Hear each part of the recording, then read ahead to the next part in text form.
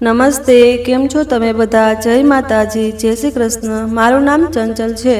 ઉપરવાળાએ મને એક દીકરી આપી હતી, જે દીકરીને હું સૌથી વધુ પ્રેમ કરતી હતી, જે મારી પડછાયો હતી. લોકો કહેતા હતા કે હું ખૂબ સુંદર છું, પણ જ્યારથી મારી દીકરીનો જન્મ થયો ત્યારથી લોકો કહેવા લાગ્યા કે તારી દીકરી તારાથી પણ વધુ સુંદર છે. હું મારી દીકરીની વાહવાઈ સાંભળીને ખૂબ ખુશ થતી હતી, પણ તેની આ સુંદરતાએ મને ક્યાંય ન રાખી. એટલું જ નહીં, તે પોતે પણ ક્યાંય ન રહી. મને શું ખબર હતી કે મારી માસૂમ ભોલી ભાળી દીકરી સાથે નસીબ એવો ખેલ રમશે કે જેના કારણે તે બિચારી પોતાના જીવનમાં જ ખુશીઓ શોધતી રહેશે. તેના જીવનમાંથી ખુશીઓ તો જાણે ખતમ થઈ ગઈ હતી. તેને આ હાલતમાં જોઈને મારું દિલ ખૂબ તડપતું હતું. મારા પતિ આ દુનિયામાંથી જતા રહ્યા હતા ત્યારે મારી દીકરી 5 વર્ષની હતી. મારા પતિનું કુટુંબ બીજા શહેરમાં રહેતું હતું. અમારા લવ મેરેજ થયા હતા. લગ્ન પછી પણ મારા સાસરિયાઓએ અમને સ્વીકાર્યા નહોતા, તેથી જ અમે આ શહેરમાં આવીને અમારી દુનિયા બનાવી લીધી હતી. પણ મારા પતિ અને મારો સાથ ફક્ત થોડા વર્ષો સુધી જ રહ્યો. મને શું ખબર હતી કે મારા પર એક પછી એક મુસીબત આવી પડશે. લગ્ન પછી હું મારા પતિ સાથે સુખી જીવન જીવતી હતી. મારા પતિ ખૂબ મહેનતુ માણસ હતા, જેમણે પોતાની મહેનતથી મારા અને મારી દીકરીના જીવનમાં એટલી ખુશીઓ ભરી દીધી હતી કે અમારી પાસે કોઈ વસ્તુની કમી નહોતી. ભલે અમે ગરીબ હતા, પણ અમારા જીવનમાં ખુશીઓની કોઈ કમી નહોતી અને આજ અમારા માટે કોઈ દોલતથી ઓછું નહોતું. પણ મને ખબર નહોતી કે ખુશીઓ આપતા આપતા મારા પતિ અંદરથી ખોખલા થતા જઈ રહ્યા હતા. તેમને રોગોએ એટલા ખાલી કરી દીધા હતા કે તેમણે અમને ક્યારેય આ વિશે કંઈ કહ્યું નહીં. હા, એટલું જરૂર થતું હતું કે તેઓ ચોરી છુપે દવાઓ ખાતા હતા, પણ તેમને ક્યારેય મોટા ડૉક્ટર પાસે સારવાર નહોતી કરાવી. આ જ કારણે તેમની બીમારી વધતી ગઈ. એક દિવસ એવું આવ્યું કે તેઓ ખૂબ બીમાર થઈ ગયા અને અમને આ દુનિયામાં એકલા છોડીને ચાલ્યા ગયા.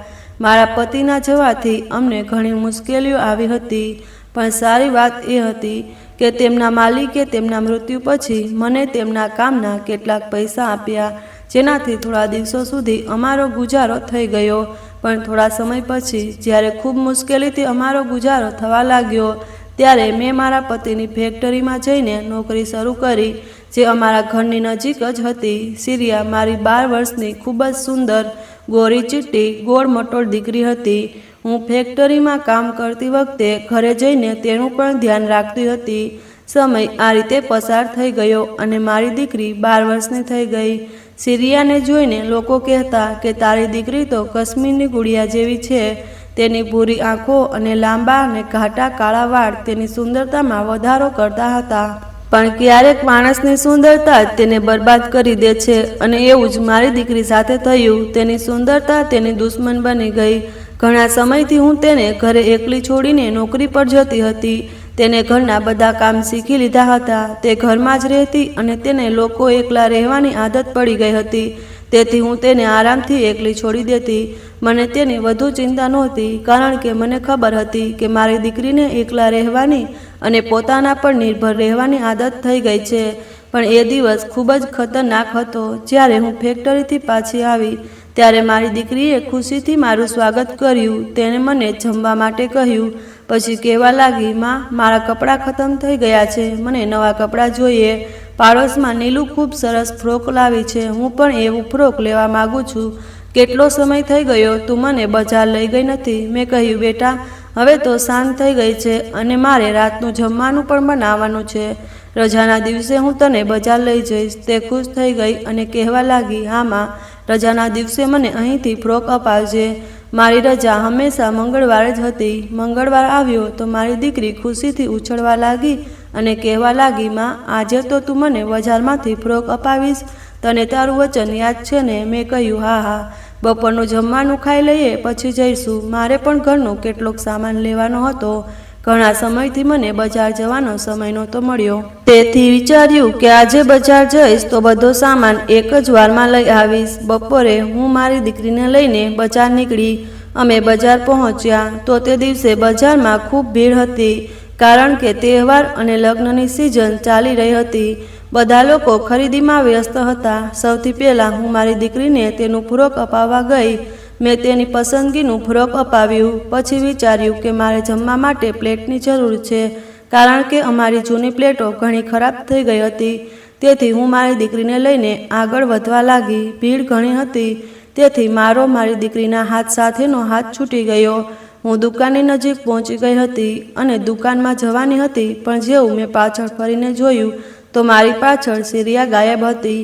મેં આજુબાજુ જોયું, સિરિયા ત્યાં પણ નહોતી. પછી હું આગળ વધી, પણ મને સિરિયા ક્યાંય દેખાતી નહોતી. હું જોર જોરથી સિરિયાને બૂમો પાડવા લાગી. ખબર નહીં સિરિયા ક્યાં ચાલી ગઈ હતી. મને લાગ્યું કે તે આસપાસ જ હશે, પણ ઘણીવાર સુધી હું તેને શોધતી રહી અને જ્યારે તે મને ક્યાંય ન મળી તો મારું શરીર ધ્રુજવા લાગ્યું. ખબર નહીં મારી દીકરી ક્યાં ચાલી ગઈ. મેં તેને દરેક જગ્યાએ શોધી લીધી, એટલે સુધી કે હું ત્યાં પણ ગઈ જ્યાંથી મેં તેને ફ્રોક અપાવ્યું હતું. બપોરથી સાંજ થઈ ગઈ. હું બજારના દરેક ખૂણે મારી દીકરીને શોધતી રહી, પણ મને મારી દીકરી ક્યાંય ન મળી. પછી મેં બજારની વચ્ચે ઊભા રહીને રડવાનું શરૂ કર્યું. મને કંઈ સમજાતું નહોતું. તે મારી સાથે જ હતી તો ક્યાં ગઈ? આખું બજાર હું છાનમાન કરી નાખ્યું હતું. એક દુકાને જઈને તેના વિશે પૂછી લીધું, પણ કોઈને કંઈ ખબર નહોતી. પછી હું ઘરે આવી ગઈ. વિચાર્યું કે કદાચ તે પણ મને આ રીતે શોધતી હશે. શક્ય છે કે તે ઘરે પહોંચી ગઈ હોય. આજ આશા મને થોડી હિંમત આપી રહી હતી કે તે ઘરે હશે, પણ જ્યારે હું ઘરે આવી તો ઘરમાં એવું તાળું લાગેલું હતું જેવું હું લગાવીને ગઈ હતી. મેં આજુબાજુ પાડોશીઓને પણ પૂછી લીધું. રાત થવા આવી હતી અને મારી દીકરી હજુ સુધી નહોતી મળી. હું સિરિયા માટે એટલી પરેશાન થઈ ગઈ હતી કે કદાચ હું શબ્દોમાં વર્ણવી નથી શકતી. મારાથી રહેવાયું નહીં અને મને શાંતિ ન મળી. તો હું તરત જ પોલીસ પાસે ગઈ. મેં પોલીસમાં જઈને મારી દીકરીની ગુમસુદગીની ફરિયાદ નોંધાવવાની કોશિશ કરી. તો પોલીસે કહ્યું, હજુ તમારી દીકરી ગાયબ થયાને 24 કલાક થયા નથી. 24 કલાક પહેલાં અમે તમારી દીકરીની ગુમસુદગીની ફરિયાદ નોંધી શકતા નથી. ત્યાં સુધી તમે તેના આવવાની રાહ જુઓ. શક્ય છે કે તમારા કોઈ સગા સંબંધી, મિત્ર કે પાડોશી પાસે ગઈ હોય, પણ હું તે લોકોને શું કહું કે પાડોશમાં તે ક્યાંય નહોતી અને સગા સંબંધી અમારા હતા જ નહીં. એટલું જ નહીં, મારી દીકરીની કોઈ સહેલી પણ નહોતી. તેની સહેલીઓ તો પાડોશની છોકરીઓ જ હતી અને તેઓ પોતાના ઘરે હાજર હતી. કોઈને મારી દીકરી વિશે કાંઈ ખબર નહોતી. હું સિરિયા માટે ખૂબ પરેશાન હતી અને તેને યાદ કરીને રડતી હતી. વારંવાર વિચારતી હતી કે ખબર નહીં મારી દીકરી ક્યાં હશે અને કેવી હાલતમાંથી પસાર થઈ રહી હશે. હું મારા ઘરના દરવાજે ઊભી રહીને ફૂટી ફૂટીને રડતી હતી. પાડોશના લોકો પણ મારા માટે ખૂબ પરેશાન હતા. બધા મને દિલાસો આપતા હતા કે તારી દીકરી ઠીક હશે અને સહી સલામત પાછી આવી જશે. પણ ખબર નહીં કેમ મારું દિલ ખૂબ પરેશાન હતું.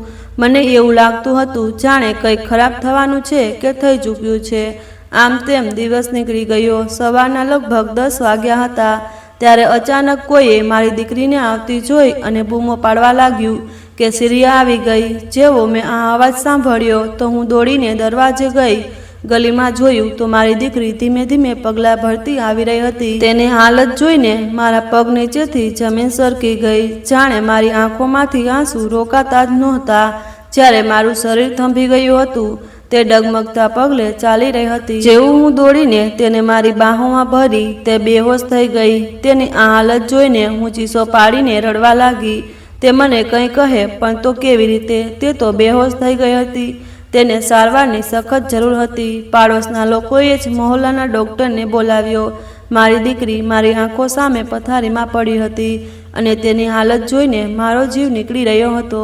પથારીમાં તેનું ઘાવથી ભરેલું શરીર જોઈને મેં ઝડપથી મારું મોં ફેરવી લીધું. હું વિચારી પણ ન શકતી હતી કે મારી દીકરી સાથે આ બધું થઈ શકે છે. તે ખૂબ તકલીફમાંથી પસાર થઈ રહી હતી. ડૉક્ટરે કહ્યું કે આ પોલીસ કેસ છે. તમારી દીકરી સાથે કેટલાક દરિંદાઓએ ખૂબ ખોટું કર્યું છે. આસપાસની સ્ત્રીઓ જે અમારા ઘરે હાજર હતી તેમને પણ મને આ જ સલાહ આપી. પણ જ્યારે મેં ઊંડાણથી વિચાર્યું તો મેં કહ્યું કે હું પોલીસ પાસે નહીં જાઉં.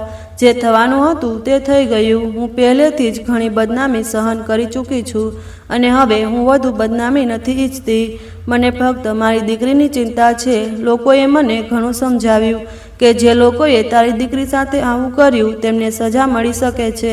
પણ મેં કહ્યું, ના, મારે તેમને સજા નથી અપાવી, ઉપરવાળો તેમને સજા આપશે. પણ અંદરથી હું ખૂબ તૂટી ગઈ હતી. મારી દીકરીને હોશ જ નહોતો આવી રહ્યો. મેં મોટી મુશ્કેલીથી પોતાને સંભાળ્યું હતું. હું ફક્ત સતત મારી દીકરીને જોઈ રહી હતી, જાણે હું તેને ઓળખતી જ ન હતી કે આ મારી દીકરી છે. તેનો ચહેરો જીવનને લાયક જ નહોતો રહ્યો, અને આ બધું કોણે કર્યું એ કોઈ નહોતું જાણતું. સિરિયાના ચહેરા પર ઘાવના નિશાન હતા. મારી આંખોમાંથી સતત આંસુ નીકળી રહ્યા હતા. હું કંઈ બોલવાની સ્થિતિમાં પણ નહોતી. ઘણીવાર પછી જ્યારે મારાથી આ બધું સહન ન થયું તો સિરિયાને જોઈને મારો જીવ નીકળવા લાગ્યો. થોડા સમય પછી જ્યારે મારી દીકરી હોશમાં આવી ત્યારે ધીમે ધીમે તેણે મને બધું કહ્યું કે તેની સાથે આ બધું કોણે કર્યું અને કેવી રીતે. તેણે કહેવાનું શરૂ કર્યું કે જ્યારે તે મારી સાથે બજાર ગઈ હતી અને અમે બીજી દુકાને જવાના હતા ત્યારે અચાનક ભીડની ધક્કામુક્કીના કારણે મારો હાથ તેનાથી છૂટી ગયો. હું આગળ વધી ગઈ અને પાછળ ફરીને તેને જોઈ શકી નહીં. પણ જ્યારે મેં તેને જોયું ત્યાં સુધીમાં કોઈ તેને પાછળથી લઈ ગયું હતું. તેણે કહ્યું કે કોઈએ તેના મોં પર હાથ મૂકી દીધો હતો. ભીડમાં તે સમજી ન શકી કે તે કોણ હતું. પણ જ્યારે તેને એક દુકાનની અંદર લઈ જવામાં આવી તો તેણે તે વ્યક્તિનો ચહેરો જોયો. તે એક દુકાનદાર હતો જેણે પોતાની દુકાનની અંદર મારી દીકરીને લઈ જઈને શટર બંધ કરી દીધું હતું. બજારમાં ભીડ હોવાને તેને પૂરો ફાયદો ઉઠાવ્યો. દુકાનદાર લગભગ 20-25 વર્ષનો યુવાન છોકરો હતો જેણે શોખ કે સમય પસાર કરવા માટે દુકાન ખોલી રાખી હતી. જ્યારે મારી દીકરી તેની નજરમાં આવી તો તે અમારો પીછો કરતો આવ્યો અને મોકો જોઈને તેને મારી દીકરીને કિડનેપ કરી લીધી. તેની સુંદરતા તેને ખૂબ પસંદ આવી હતી. તેણે દુકાનની અંદર લઈ જઈને મારી દીકરી સાથે દરિંદગી કરી. આ કામ તેણે એકલાએ નહોતું કર્યું, તેનો એક સાથી પણ હાજર હતો. આ બધું એટલી ઝડપથી થયું કે મારી દીકરીને પણ કંઈ સમજાયું નહીં. તેને ખબર નહોતી કે તેના જીવનમાં આટલો મોટો વળાંક આવવાનો છે. તેની ચડતી જવાની પર ડાઘ લાગવાનો છે. તેથી આ સુંદરતા તેની દુશ્મન બનવાની છે. મારી દીકરીને ખબર નહોતી કે તે દુકાનદારના મગજમાં શું ચાલી રહ્યું હતું. તે ફક્ત ડરી રહી હતી. પણ જે કંઈ તેની સાથે થયું તેને તેના ઊંડા ઘાતમાં નાખી દીધી હતી. બંધ દુકાનમાં મારી દીકરી સાથે એવું વર્તન કરવામાં આવ્યું જે કદાચ કોઈ જાનવર કે દરિંદો પણ કોઈ માણસ સાથે ન કરે. આ દુકાનદાર એકલો નહોતો, તેની સાથે બીજું કોઈ પણ હતું. મારી દીકરી તેને ઓળખતી નહોતી, પણ તેને એટલું તો કહ્યું કે તે એકલો નહોતો. તે બંને છોકરાઓએ મળીને મારી દીકરીનું જીવન બરબાદ કરી દીધું. અને જ્યારે સિરિયા સંપૂર્ણ રીતે બેહાલ થઈ ગઈ તો દુકાનવાળાને લાગ્યું કે હવે તે અહીં નહીં બચે અને તેઓ ત્યાંથી નાસી ભાગ્યા. મારી દીકરીએ કહ્યું, જ્યારે હું હોશમાં આવી તો હું દુકાનમાં એકલી હતી. ત્યાં કોઈ હાજર નહોતું. હું ઝડપથી ઊભી થઈ અને ત્યાંથી નીકળી આવી અને પછી ધીમે ધીમે ચાલતા ચાલતા ઘરે પહોંચી ગઈ. હું મારી દીકરીને છાતી સાથે લગાડીને ફૂટી ફૂટીને રડવા લાગી. તેની સાથે સાચે જ ખૂબ ખરાબ થયું હતું. તેની તકલીફ ખૂબ મોટી હતી. મારી એકલી દીકરી ઉજળી ગઈ હતી. આ ડાઘ આખી જિંદગી તેના માથેથી નહીં મટે. દુનિયાના લોકો આવી છોકરીને ક્યારેય સ્વીકારતા નથી. હવે મારી દીકરીનું શું થશે? તે કોણ દરિંદો હતો જેણે આવું વર્તન કર્યું? હું તેમને સજા પણ ન અપાવી શકી, કારણ કે હું એકલી સ્ત્રી મારી દીકરીને સંભાળું કે આરોપીનો પતો લગાવું. પણ હું એ દુકાન પર જરૂર ગઈ હતી. ત્યાં જઈને મને ખબર પડી કે દુકાનનું શટર બંધ છે અને દુકાનનો જે અસલી માલિક હતો તેણે કહ્યું કે જે છોકરાએ દુકાન ભાડે લીધી હતી તે ગાયબ થઈ ગયો છે. તેણે ગયા મહિનાનું ભાડું પણ નહોતું આપ્યું. તેથી દુકાનનો માલિક તેનો સામાન પોતાની કસ્ટડીમાં લઈને ભાડું પૂરું કરવાનો હતો.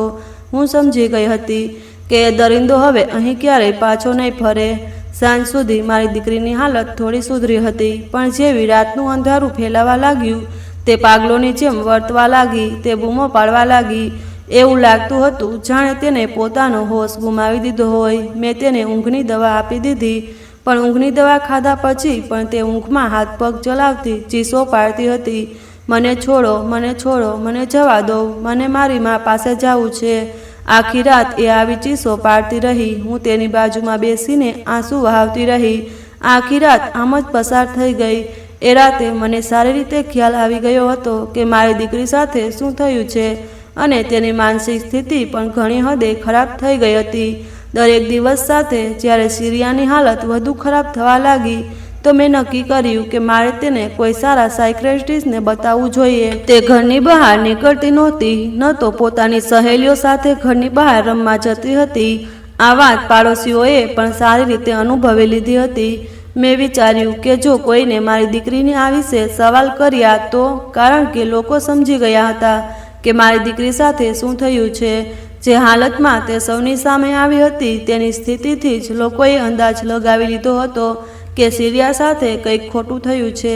મેં દરેક રીતે મારી દીકરીનો સાથ આપ્યો, પણ મને સારી રીતે ખબર હતી કે મહોલ્લાની સ્ત્રીઓ પણ મારી દીકરી વિશે વાતો બનાવશે.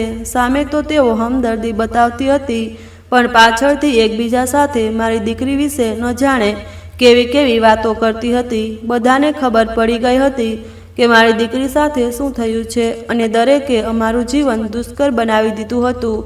હું જેટલું મારી દીકરીને આ આઘાતમાંથી બહાર લાવવાની કોશિશ કરતી હતી, તેટલી જ મહોલ્લાની સ્ત્રીઓ આવીને હમદર્દીના નામે તેના ઘાવને કુરેદતી હતી. થોડા મહિનાઓ મને ખબર પડી ગઈ કે જો મારી દીકરી સાથે હું અહીં જ રહીશ તો મહોલ્લામાં વધુ સમય રહીશ તો મારી દીકરીને માનસિક દર્દી નહીં પણ સંપૂર્ણ રીતે પાગલ થઈ જશે.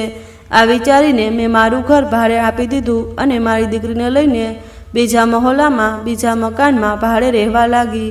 મારા એ ઘરમાંથી જે ભાડું આવતું તે હું આ ઘરના ભાડામાં આપી દેતી. આ ઘર એ મહોલ્લાથી ઘણું દૂર હતું. મેં મારી દીકરીની સારવાર પણ કરાવી અને મારા પ્રેમથી તેના દુઃખને ભરવામાં મદદ કરી. મારી દીકરીની હાલત ઘણી સુધરી ગઈ હતી, પણ આ બધાની વચ્ચે મારી નોકરી જતી રહી, કારણ કે અહીંથી ફેક્ટરી જવું ખૂબ દૂર પડતું હતું અને હું મારી દીકરીને આ અજાણ્યા મહોલ્લામાં એકલી છોડીને નહીં જઈ શકતી. હવે મારે બીજે ક્યાંક નોકરી શોધવાની હતી જે મને આસપાસ જ મળી જાય. મને નજીકમાં જ નોકરી મળી ગઈ. મારા ઘરથી થોડે દૂર ચોડી બનાવવાની ફેક્ટરી હતી, જ્યાં ઘણી સ્ત્રીઓ કામ કરતી હતી. મેં પણ ત્યાં કામ શરૂ કર્યું. મેં મારી દીકરીને એક મોબાઈલ ખરીદી આપ્યો અને મારી પાસે તો એક મોબાઈલ હતો જ. હું કામ કરતી વખતે મારી દીકરીને વારંવાર ફોન કરીને તેના વિશે પૂછતી રહેતી.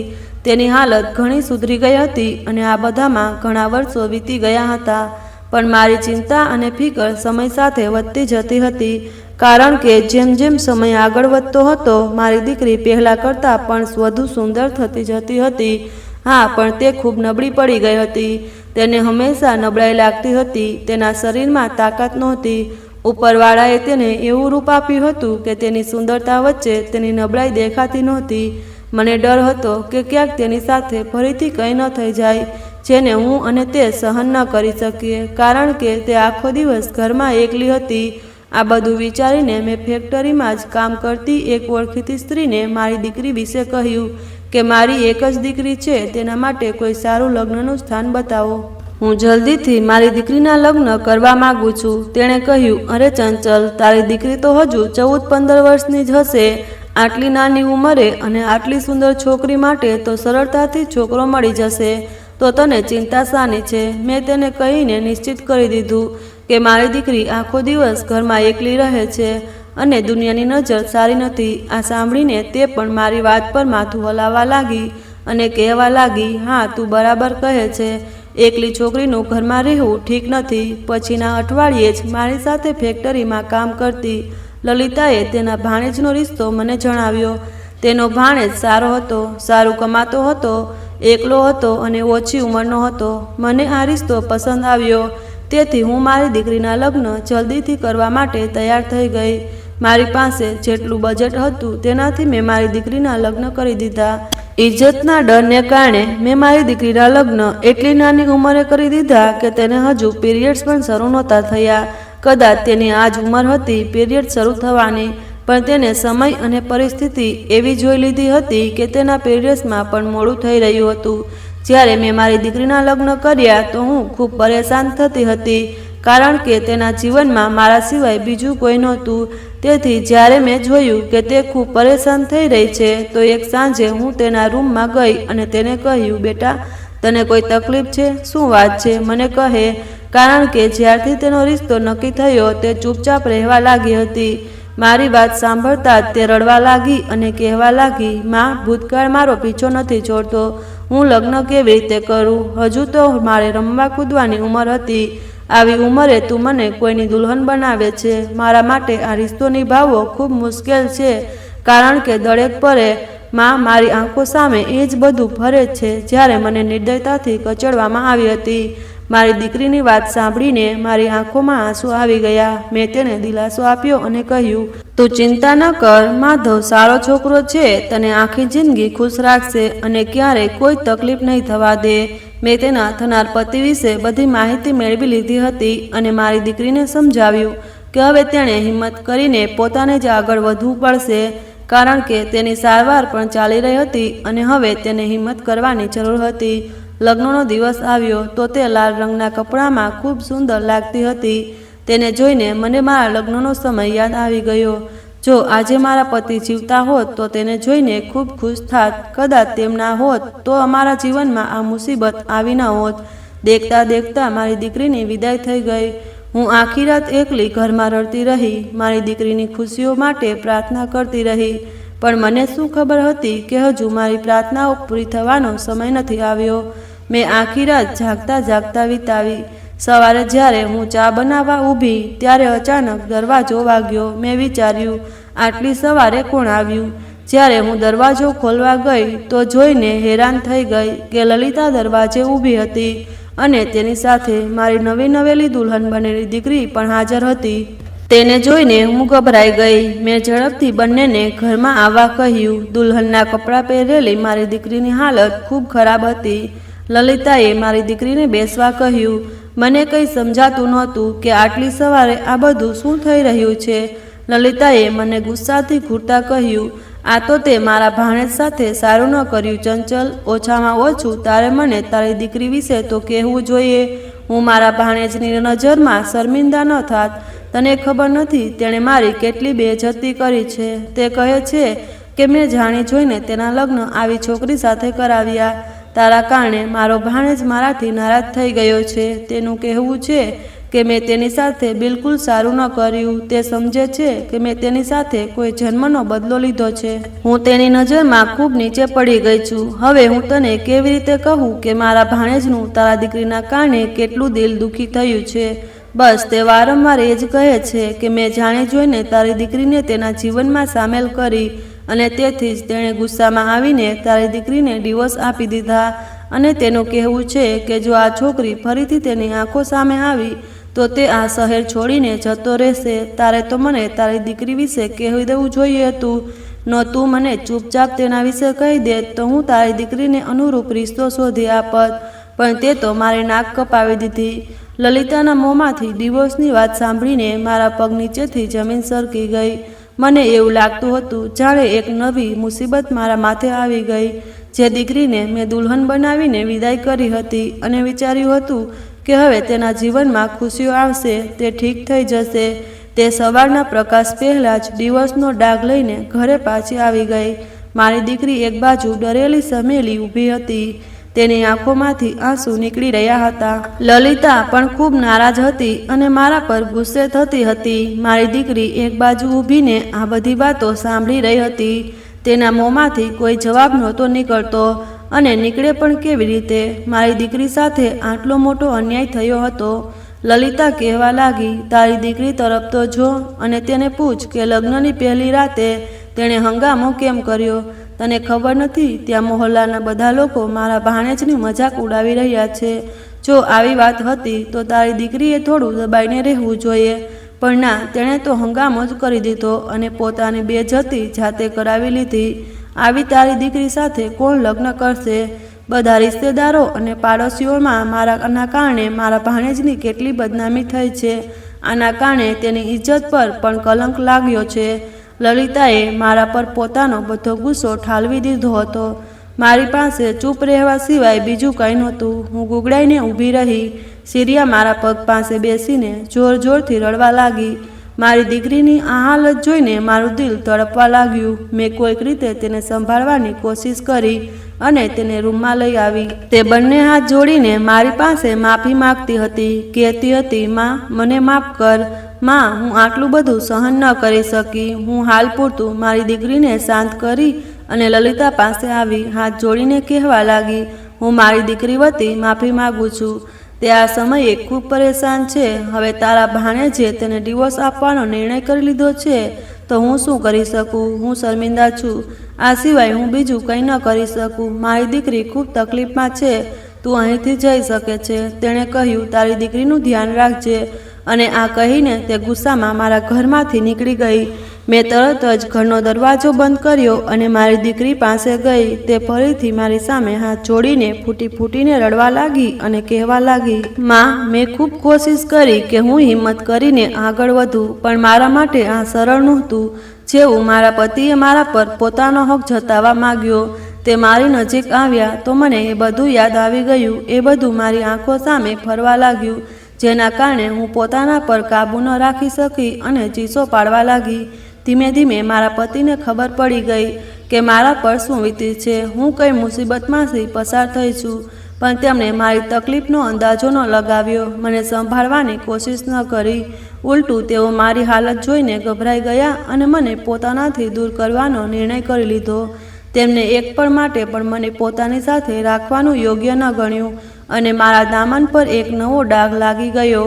આ સમયે મારું દિલ ફાટવા લાગ્યું, પણ મારે પોતાને કાબૂમાં રાખવાનું હતું. મારી દીકરી માટે તેને સંભાળવાની હતી. જો હું પણ ભાંગી પડત તો મારી દીકરીને કોણ સંભાળત? હું આવા મુશ્કેલ સમયે તેને એકલી નહોતી છોડવા માંગતી. તેથી હું હંમેશા તેની સાથે રહેતી, તેની સાથે વાતો કરતી, તેને સમજાવવાની કોશિશ કરતી કે ભૂતકાળમાં જે થયું તેને ભૂલવાની કોશિશ કર. મેં તેને વચન આપ્યું કે હું આખી જિંદગી તારી સાથે રહીશ, તને ક્યારેય એકલી નહીં છોડું, પણ તારે બધું સહન કરવું પડશે. મેં પણ નક્કી કરી લીધું કે હું મારા છેલ્લા શ્વાસ સુધી મારી દીકરીનું ધ્યાન રાખીશ. મેં ફરીથી મારી દીકરીની સારવાર શરૂ કરાવી. તે હવે ડિવોર્સનો દાગ પણ પોતાના દામનમાં સમેટીને પોતાને સંભાળવાની કોશિશ કરી રહી હતી અને હું જ્યાં સુધી શક્ય હતું તેને સમજાવતી રહેતી, તેને દિલાસો આપતી રહેતી કે સારો સમય પણ આવશે અને બધું ઠીક થઈ જશે. એક રાજકુમાર સાથે તારા લગ્ન થશે જે તારું ખૂબ ધ્યાન રાખશે. તે કહેતી, માં, હું જાણું છું મારા જીવનમાં કોઈ રાજકુમાર નહીં આવે. જે મારી સાથે થયું છે તેના હિસાબે મને કોઈ સ્વીકારશે નહીં. મારી દીકરીની આવો વાતો સાંભળીને મારું દિલ ખૂબ દુખતું હતું. આમ જ 2-3 મહિના વધુ પસાર થઈ ગયા. એક દિવસ અમારા જ મહોલ્લામાંથી મારી દીકરીનો એક રિશ્તો આવ્યો.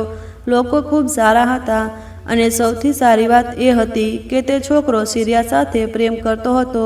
આ બધું જોઈને મેં ફરીથી મારી દીકરીના લગ્ન કરવાનો નિર્ણય કર્યો.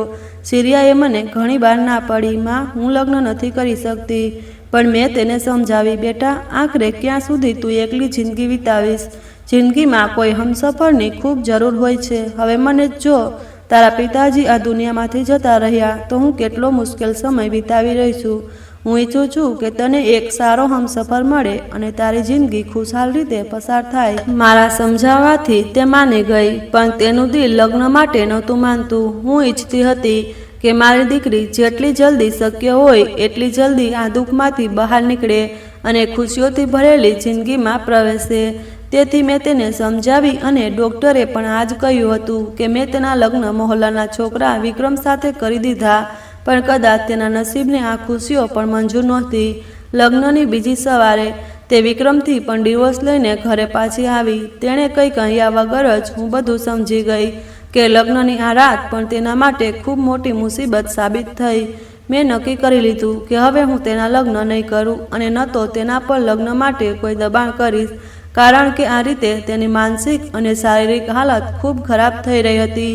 તે દિવસે ને દિવસે નબળી પડતી જતી હતી. આ બધું વિચારીને હું ચૂપ થઈ ગઈ. હવે મારી દીકરી ઘરમાં રહેતી અને હું ફેક્ટરીએ કામ કરવા જતી. વારંવાર ફોન કરીને તેની તબિયત વિશે પૂછતી રહેતી. જેટલું જલ્દી શક્ય હોય ફેક્ટરીનું કામ પૂરું કરીને હું ઘરે આવીને મારી દીકરી સાથે સમય વિતાવતી. દિવસો આમ જ પસાર થઈ રહ્યા હતા.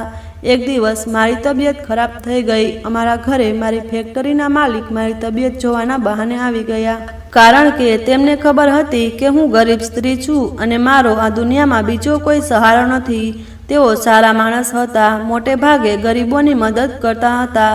તેઓ મને મળવા અમારા ઘરે આવ્યા. ફેક્ટરીની કેટલીક સ્ત્રીઓ દ્વારા તેમને ખબર પડી ગઈ હતી કે મારી તબિયત ઠીક નથી, હું બીમાર છું. તેથી તેઓ પોતાના હાથે સારવાર માટે થોડા પૈસા આપવા આવ્યા હતા.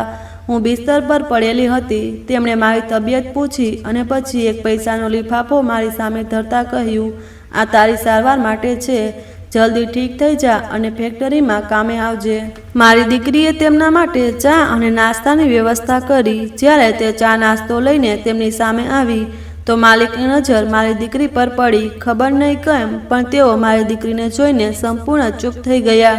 તેમના ચહેરાનો રંગ પણ ઉડી ગયો. જ્યારે તેઓ પાછા જવા ઊભા થયા તો કહેવા લાગ્યા કે તેમને મારી દીકરી પસંદ આવી ગઈ છે અને તેઓ તેની સાથે લગ્ન કરવા માગે છે. જો કે તેઓ યુવાન હતા. તેમની અને મારી દીકરીની ઉંમરમાં ઘણો ફેર હતો. તેઓ હટ્ટાકટ્ટા યુવાન હતા. શ્રીમંત પિતાના દીકરા હતા. તેમને મારી દીકરી પસંદ આવી ગઈ હતી. આ તો ખૂબ મોટી નસીબની વાત હતી. હાલ પૂરતું મેં માલિકને કંઈ ન કહ્યું અને તેમનાથી કંઈ છુપાવ્યું પણ નહીં. હું તેમને મારી દીકરી વિશે બધું કહી દીધું હતું કે હું મારી દીકરીના લગ્ન નથી કરી શકતી કારણ કે તેના 2 વખત ડિવોર્સ થઈ ચૂક્યા છે. તેની માનસિક હાલત પણ ઠીક નથી અને તે પોતાને લગ્ન જીવનમાં ગોઠવી શકતી નથી. આ સાંભળીને મારા માલિકે મારી તરફ જોયું અને કહ્યું, મને એક મોકો આપ. હું સિરિયા સાથે લગ્ન કરીશ અને તેને જીવનની દરેક ખુશી આપીશ. હવે હું તેમને શું કહું કે મારી દીકરીનું જીવન પણ ઉજળી ગયું છે અને તેનું બાળપણ પણ ઉજળી ગયું છે. નાની ઉંમરે જ તે તલાકશુદા થઈ ગઈ છે અને તેની ઇજ્જત પણ ડાઘ પણ આવી ગયા છે. અને હું એ પણ સારી રીતે જાણતી હતી કે માલિક સાથે લગ્ન કર્યા પછી મારી દીકરીનું શું પરિણામ આવવાનું છે. તેમણે મને ફરીથી ભરોસો આપ્યો કે તેઓ મારી દીકરીને ખૂબ ખુશ રાખશે. આ વાત સાંભળીને હું હેરાન થઈ ગઈ. હું વિચારી પણ ન શકતી કે એક કરોડપતિ માણસ જે જાણે છે કે મારી દીકરીના 2 વખત ડિવોર્સ થઈ ચૂક્યા છે તેમ છતાં તેની સાથે લગ્ન કરવા તૈયાર થઈ ગયો. મેં મારા માલિક પાસે વિચારવા માટે સમય માગ્યો. તેમના ગયા પછી જ્યારે મેં સિરિયા સામે આ વાતનો ઉલ્લેખ કર્યો તો તે પણ હેરાન થઈ ગઈ. પણ પછી કહેવા લાગી, માં રહેવા દે. મારા કારણે તારી ફરીથી બદનામી થઈ જશે કારણ કે મહોલ્લાના લોકો પહેલેથી જ આપણા પર થૂથું કરે છે અને તારી નોકરીને પણ ખતરો થઈ શકે છે. સિરિયાના ઇનકાર પછી મેં તેની સાથે વધુ જીદ ન કરવાનું યોગ્ય સમજ્યું કારણ કે 2 વખત તે લગ્નના કારણે તૂટી ચૂકી હતી. આ વખતે મેં તેના નિર્ણયને વધુ મહત્ત્વ આપ્યું અને બીજા દિવસે માલિકને ઇનકાર કરી દીધો. તેમને કહ્યું કે મારી દીકરીનું લગ્ન નથી કરવા માગતી પણ તેઓ તો જીદ કરવા લાગ્યા. તેઓ કહેવા લાગ્યા, હું વચન આપું છું કે તારી દીકરી મારી પાસે ખૂબ ખુશ રહેશે. તેને ક્યારેય કોઈ વસ્તુની કમી નહીં થાય અને તેની સારવાર પણ હું જાતે કરાવીશ. તેઓ એટલી જીદ કરવા લાગ્યા કે મારે ફરીથી મારી દીકરી સાથે વાત કરવી પડી. મેં તેને સમજાવ્યું, જીવનમાં આગળ વધવા માટે બહુ ઓછા મોકા મળે છે. માલિક તો તારા વિશે બધું જાણીને પણ તારી સાથે લગ્ન કરવા માગે છે. તારે આવા મોકાને હાથમાંથી ન જવા દેવો જોઈએ. માલિક માટે ઇનકારનું કોઈ કારણ જ નથી. મારા સમજાવવાથી મારી દીકરી માની ગઈ અને 3જી વખત પણ મેં તેને મારા હાથે દુલ્હન બનાવી. પણ આ વખતે મેં મારા માલિક સામે એક નાની શરત મૂકી કે તેઓ સિરિયા સાથે લગ્ન કરીને પહેલી રાત અમારા ઘરે જ વિતાવશે. હું નહોતી ઈચ્છતી કે મારા માલિકના ઘરે કોઈ હંગામો થાય અને તેઓ પોતાના ઘરવાળાના દબાણમાં આવીને મારી દીકરીને ડિવોર્સ આપી દે. હું મારી દીકરીને સંભાળવા માગતી હતી અને તેથી જ મેં આ શરત મૂકી હતી જેથી તેના 3જા લગ્ન પહેલી રાતે જ નિષ્ફળ ન જાય અને ફરીથી મારી દીકરી પર 3જા તલાકનો ડાઘ ન લાગે. મારી દીકરી 3જી વખત પણ દુલ્હન બનીને ખૂબ સુંદર લાગતી હતી. માલિક તરફથી તેના માટે મોંઘા કપડાં અને ઘરેણાં પણ આવ્યા હતા. જો કે આ બધી વસ્તુઓને મારી દીકરીને શોખ નહોતો કારણ કે તેના બધા શોખ તો તેના હાથમાંથી છીનવાઈ ગયા હતા. તેના અગાઉના 2 લગ્ન એટલી ખરાબ રીતે નિષ્ફળ ગયા હતા કે તે બિંદાસ પાછી આવી ગઈ હતી. તેથી આ વખતે હું માનસિક રીતે ખૂબ પરેશાન હતી. મારા માલિકે મારી શરત માની લીધી અને લગ્ન પછી તેઓ અમારા ઘરે જ મારી દીકરી સાથે તેના રૂમમાં ગયા. જેમ જેમ સમય પસાર થતો ગયો હું બેચેન થતી ગઈ કે ક્યાંક મારી દીકરીને ફરીથી એ બધું સહન ન કરવું પડે અને તે ચીસો પાડવા ન લાગે. પણ જેમ જેમ સમય પસાર થતો ગયો અને રાત વીતવા લાગી મને દિલાસો થતો ગયો કે માલિક બધું સંભાળી લેશે. આખી રાત હું મારી દીકરીની ચિંતામાં જાગતી રહી અને તેના રૂમની બહાર જ પહેરો દેતી રહી. સવારે 7 વાગે માલિક રૂમમાંથી બહાર નીકળ્યા અને કહેવા લાગ્યા, હું વોક પર જાઉં છું. તેમણે કહ્યું, સવારનો નાસ્તો હું તમારા ઘરે જ કરીશ અને પછી મારી પત્નીને અહીંથી મારા ઘરે લઈ જઈશ. મેં કહ્યું, ઠીક છે માલિક, જેવું તમને યોગ્ય લાગે. તેઓ વોક માટે ગયા અને મેં વિચાર્યું કે નાસ્તો બનાવતા પહેલાં એક વખત મારી દીકરીને જોઈ લઉં. આ વિચારીને મેં તેના રૂમનો દરવાજો ખોલ્યો તો મારો જીવ નીકળી ગયો. એક જોરદાર ચીસ નીકળી. સિરિયા, આ તું શું કરે છે? મેં ઝડપથી તેને સંભાળી લીધી. તે પોતાના દુપટ્ટાથી પોતાને જ નુકસાન પહોંચાડવાની કોશિશ કરી રહી હતી. આ જોઈને હું જોરથી ચીસો પાડી. મેં ઝડપથી જઈને તેની આ હરકત રોકી. મને જોઈને તે મારી છાતી સાથે લાગીને રડવા લાગી. મારી આંખોમાંથી આંસુ વહેવા લાગ્યા. હવે ખબર નહીં મારી દીકરીના જીવનમાં કયું નવું દુઃખ આવી ગયું હતું. મેં મારી દીકરીને છાતી સાથે લગાડી અને કહ્યું, બેટા હવે શું થયું? મને કહે, તું આ બધું કેમ કરવા જઈ રહી હતી? રડતા રડતા તેણે એવી વાત કહી જે સાંભળીને હું ઊંડા આઘાતમાં જતી રહી. મને મારા કાન પર વિશ્વાસ નહોતો થતો કે આ પણ થઈ શકે. મારી દીકરી કહેવા લાગી, આખી રાત તારા માલિકે ન તો મને હાથ લગાડ્યો ન તો મને પરેશાન કર્યું. ઉલટું તેઓ મને વારંવાર પોતાના પ્રેમનો ભરોસો આપતા રહ્યા અને જ્યારે મને તેમની વાતો પર વિશ્વાસ થવા લાગ્યો તો મને લાગ્યું કે મારા જીવનમાં હવે બધું ઠીક થવાનું છે. પછી મારા ત્રીજા પતિ એટલે કે તારા માલિકે મને કહ્યું કે તેઓ એ જ વ્યક્તિ છે જેમણે એ દિવસે પોતાના મિત્ર સાથે મળીને મારી ઇજ્જત સાથે રમત રમી હતી. તેમણે કહ્યું કે તેઓ પોતાના મિત્રના બહેકાવામાં આવી ગયા હતા અને ભર બપોરે જ્યારે કોઈ નહોતું આટલી સુંદર બાળકી તેમની દુકાનમાં લવાઈ તો તેઓ પોતાની લાગણીઓ પર કાબૂ ન રાખી શક્યા. તે ફૂટી ફૂટીને રડવા લાગી અને કહેવા લાગી, માં, આ એ જ વ્યક્તિ છે જેણે મારી ઇજ્જત ખરાબ કરી હતી. એ દુકાનમાં અંધારું હતું. હું વધુ કોઈની શકલ જોઈ ન શકી. ફક્ત એ વ્યક્તિની શકલ જોઈ હતી જેણે મને કિડનેપ કરીને લઈ ગયો હતો. પણ તેને મને પોતાની દુકાનની અંદર નાખી દીધી અને શટર બંધ કરી દીધું તો દુકાનનું અંધારું થઈ ગયું. ત્યાં તેમનો એક મિત્ર હાજર હતો. જ્યારે તે બંનેએ મળીને મારી સાથે આ બધું કર્યું. દુકાનવાળા સિવાય એ બીજો વ્યક્તિ તારા માલિક હતા. તારા માલિકે મારું જીવન બરબાદ કરી દીધું. ગુનો તો એ દુકાનવાળાનો પણ હતો કે જેણે મને તારી પાછળથી ગાયબ કરી દીધી હતી અને મારા માલિક તો પોતાના મિત્રની દુકાને તેને મળવા ગયા હતા અને તેઓ પોતાના મિત્ર અને તેના ખોટા ઈરાદાનો શિકાર થઈ ગયા. મારી દીકરીની વાત સાંભળીને મારા શરીરમાં આગ લાગી ગઈ. હું વિચારી પણ ન શકતી હતી કે મારી દીકરીના લગ્ન આ જ વ્યક્તિ સાથે થઈ ગયા જેના કારણે તે આટલા સમયથી પરેશાન અને દુઃખનું જીવન જીવી રહી હતી. મોટી મુશ્કેલીથી મેં મારી દીકરીને સંભાળી. જ્યારે મારા માલિક વોક કરીને ઘરે પાછા આવ્યા તો મેં તેમની બનિયાન પકડી લીધી અને કહ્યું, તમારી આટલી હિંમત કેવી રીતે થઈ કે તમે મારી દીકરી સાથે લગ્ન કરી લીધા? મારા માલિકે હાથ જોડીને મારી પાસે અને મારી દીકરી પાસે માફી માગી અને કહેવા લાગ્યા કે મારો ગુનો ફક્ત એટલો જ હતો કે મેં મારા મિત્રનો સાથ આપ્યો અને તેની વાતોમાં આવી ગયો. પણ એ દિવસથી લઈને આજ સુધી હું પણ પશ્ચાતાપનું જીવન કાપી રહ્યો છું. મને પણ આ 2 વર્ષમાં એક પળ માટે ચેન નથી આવ્યું. સિરિયા મારા સપનામાં આવે છે અને હું પોતે પણ માનસિક દર્દી બની ગયો છું. હું તારી દીકરીને સારું જીવન અને ખુશીઓ આપવા માગું છું અને તેના દરેક ઘાવ પર મરહમ બનવા માગું છું. આ રીતે કદાચ મને પણ સુકૂન મળશે. તેઓ સિરિયાના પગ પકડીને તેની પાસે માફી માગતા હતા અને રડતા હતા. કહેતા હતા કે જો તું મને માફ કરી દે અને મારી સાથે જીવન વિતાવે તો આપણે બંને સુકૂન મેળવી શકીશું. પણ જો તે મારાથી તારા રસ્તા અલગ કર્યા તો ન તો તું ખુશ રહી શકીશ ન હું, અને કદાચ આપણે બંને જીવનભર આ દર્દથી મુક્ત નહીં થઈ શકીએ. તેમણે કહ્યું કે સિરિયાનો અસલી ગુનેગાર એટલે કે દુકાનવાળો તેનું થોડા દિવસ પહેલાં બાઇકનું ખતરનાક અકસ્માત થયો અને હવે તે હોસ્પિટલમાં લાચાર જીવન જીવી રહ્યો છે.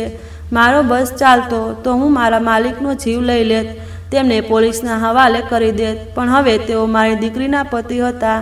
આ વખતે મારી દીકરીએ પોતાના જીવનના હકમાં પહેલીવાર સમજી વિચારીને નિર્ણય લીધો અને તેણે મારા માલિક એટલે કે પોતાના પતિને માફ કરી દીધા.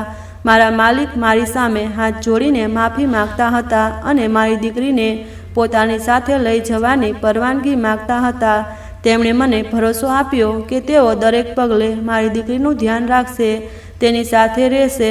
હું જાણતી હતી કે કોઈ પણ પુરુષ સાથે મારી દીકરી પોતાનું જીવન આગળ નહીં વધારી શકે. જો કોઈ વ્યક્તિ તેને સંભાળી શકે તો તે ફક્ત અને ફક્ત મારા માલિક જ છે.